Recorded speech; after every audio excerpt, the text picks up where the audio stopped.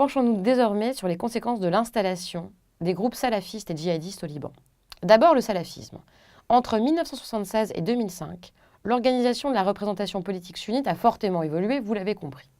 Elle subit une crise et cela a favorisé l'insertion des groupes salafistes puis djihadistes.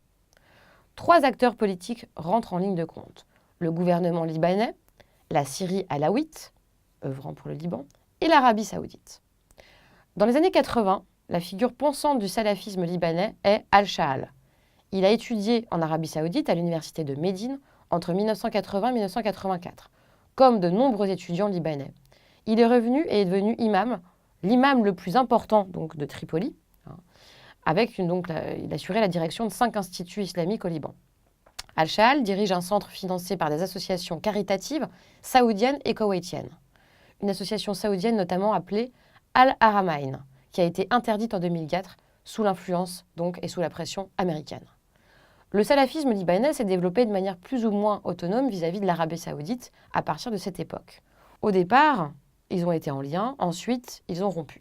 En fait, les réseaux salafistes sont devenus autonomes et ont pu être mis en lien avec Al-Qaïda. Fatah al-Islam, principale organisation djihadiste, justement, libanaise, en lien avec Al-Qaïda. La stratégie de l'Arabie saoudite était de contrecarrer la présence iranienne en finançant les institutions salafistes, surtout pour lutter contre la présence du Hezbollah. Bien évidemment, il y a un contexte. En 1981, le massacre entre sunnites et alaouites posté au nord Liban.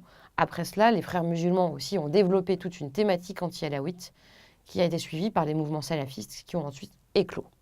Tout cela a évidemment une conséquence importante, c'est justement donc l'influence de l'État islamique au Liban.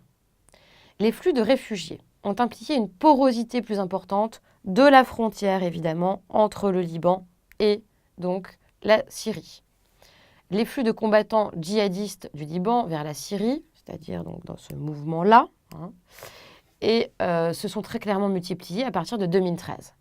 Soit à la faveur du Jabhat al-Nusra, affilié à Al-Qaïda, devenu aujourd'hui le Fatah el-Sham, depuis le 26 juillet 2016, permettant aux sunnites donc libanais d'exporter leur opposition idéologique aux alliés de l'Iran en Syrie. C'est-à-dire que les sunnites vont renforcer les groupes de l'ASL ou les groupes djihadistes pour pouvoir manifester leur opposition aux chiites de Bachar al-Assad, mais également au Hezbollah. Tout cela a évidemment donné un avantage à l'État islamique, dont le discours forcené anti-chiite, bien évidemment, a séduit. Début 2015, l'État islamique a même annoncé sa volonté de mettre en place un émirat au Liban, tandis que le nombre de menaces se multipliait. Le désir exacerbé de toucher Beyrouth, la capitale, que vous connaissez, qui se trouve ici, s'est concrétisé dans le courant de l'année, puisque le 12 novembre 2015, la veille du 13 à Paris, 43 individus ont perdu la vie dans un attentat contre un quartier chiite contrôlé par le Hezbollah au sud de Beyrouth. Ainsi, les attaques répétées de l'État islamique contre son ennemi chiite n'ont fait qu'augmenter la portée de l'influence du conflit irako-syrien sur le territoire libanais. La frontière avec la Syrie reste aujourd'hui sous tension et le 27 juin 2016, un village chrétien a été touché par un convoi de kamikazes. D'un point de vue matériel, plusieurs rapports et études ont montré que le Liban constitue également un territoire de financement et de ravitaillement de l'État islamique, une plaque tournante de flux financiers permettant aux groupes djihadistes sunnites de s'approvisionner en armes et en liquidités. Comme la Turquie ou la Jordanie, le Liban a servi surtout en 2015 de machine à laver, la provenance des objets d'art volés sur les sites de Palmyre notamment.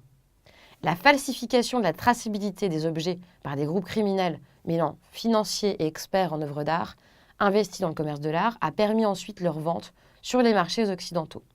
Actuellement, les perspectives de retour des combattants de l'État islamique et la mise en difficulté des djihadistes sunnites luttant contre Bachar el-Assad laissent présager des conditions difficiles pour pérenniser la sécurité déjà bien fragile du territoire libanais. Le Liban pourrait devenir l'un des territoires d'installation où sommeilleraient des cellules de combattants en phase de réorganisation, bénéficiant de nouveaux financements.